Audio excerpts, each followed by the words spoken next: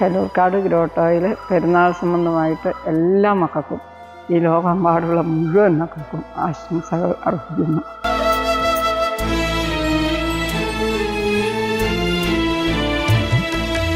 രോഗം ദുഃഖം ദുരിതങ്ങളിൽ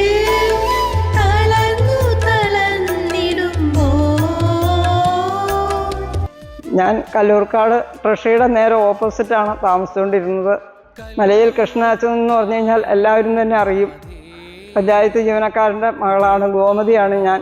എൻ്റെ ഭർത്താവിൻ്റെ പേര് ശശി. വെള്ളാരങ്ങളിൽ നിന്നാണ് ഞാൻ എന്നെ കല്യാണം കഴിച്ച് വിട്ടേക്കുന്നത്.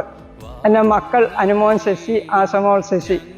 ഓർമ്മ കച്ച കാലം മുതൽ ഇന്നോളം മാതാവിൻ്റെ പെരുന്നാൾ ഞാൻ മുടക്കാതെ കൂടിയിട്ടുണ്ട്. തിരുപ്രദക്ഷിണത്തിലും എല്ലാ കാര്യങ്ങളിലും മാതാവിൻ്റെ അടുത്ത് എന്തുണ്ടെന്നും പണ്ട് ഇവിടെ നിന്ന് ഒരു മാതാവിൻ്റെ രൂപം ഇവിടെ കൊണ്ടുവന്നിട്ട് കുറേ വർഷമായി. അത് എത്ര വർഷമായി ഞാൻ ഓർക്കുന്നില്ല. ആ രൂപം കൊണ്ടുവന്നപ്പോൾ എൻ്റെ അമ്മയുടെ അടുത്തേക്ക് വീണ്ടും ഒരു അമ്മയെ കൂടി വന്നേക്കും എന്ന് പറഞ്ഞ് ഓടി വന്നത് കാണാനും തൊട്ട് തൊഴാനുമുള്ള അനുഗ്രഹം എനിക്ക് ഈ മാതാവ് തന്നു. ഞാൻ എവിടെയോ പണന്നുകൊണ്ടിരിക്കുന്ന സമയത്താണത് ഓർമ്മ കിട്ടുന്നില്ല. അങ്ങനെ വരെയുള്ള അനുഗ്രഹങ്ങൾ എനിക്ക് ഈ അമ്മ തന്നിട്ടുണ്ട്.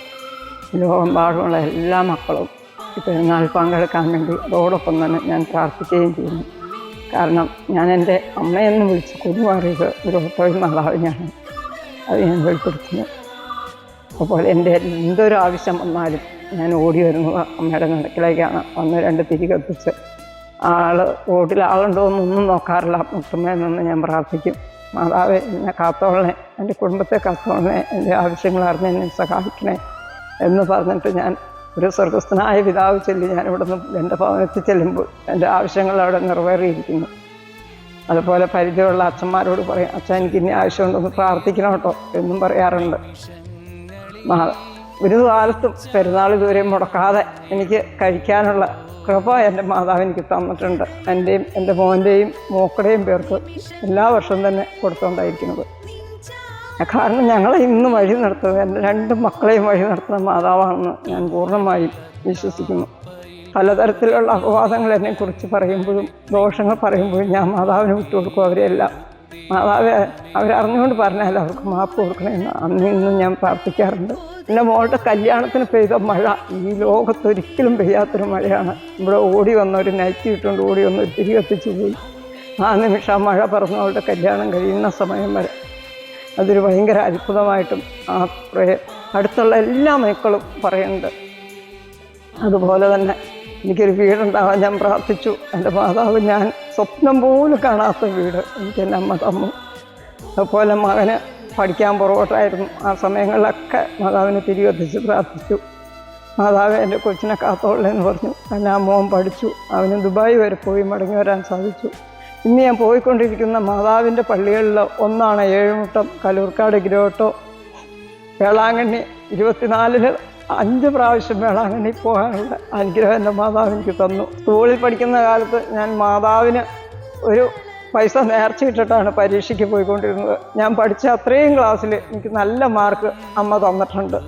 ഒരു സ്ഥലത്തും പല രാജ്യങ്ങളിലും ഞാൻ ചുറ്റിയിട്ടുണ്ട്. പക്ഷേ പല സ്ഥലങ്ങളിലും എനിക്ക് മറ്റുള്ളവരുടെ സഹായത്താലും ഞാൻ പണിയുന്ന വീട് അടിച്ചു തുടയ്ക്കാനും തൂത്തുവാരാനും പുല്ല് പറിക്കാനും മുറ്റടിക്കാനൊക്കെ പോണ ആൾക്കാരുടെ അടുത്ത് എനിക്ക് ഇസ്രായേലിന് പോകണമെന്ന് ഒരു വാക്ക് ഞാൻ പറഞ്ഞു. അതിലൂടെ എന്നെ 10-11 വീട്ടുകാർ കൂടി സഹായിച്ചു ഇസ്രായേൽ എന്ന രാജ്യം ഞാൻ പോയി കാണാനും അവിടെ എൻ്റെ ഈശോജനത്തെ പുൽക്കൂട് വരെ കണ്ട് അവിടുത്തെ മണ്ണ് വരെ കൊണ്ടുവരാനുള്ള ഭാഗ്യം എനിക്ക് എൻ്റെ ഈശോപത്തിൽ തന്നിട്ടുണ്ട്.